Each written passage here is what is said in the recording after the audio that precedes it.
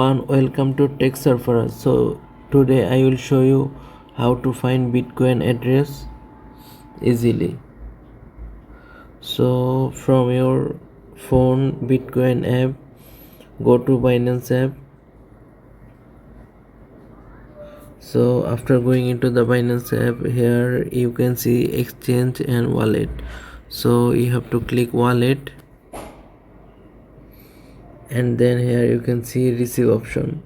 So click on receive, and here you can see this receive tokens via address. So click on this, and you can see this is BTC, Bitcoin, Ether, BNB. So which one you need? If you need Bitcoin, so click on Bitcoin, and then here you will get Taproot and Segwit. So I will click on Taproot. Here you can see this is the Bitcoin wallet address, and this is the QR code. So if you want to copy this code, so click on copy, and if you want to share this code, click on share QR code, and you can save this QR code into your gallery.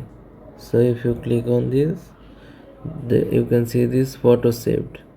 This way you can find your Bitcoin wallet address and QR code easily.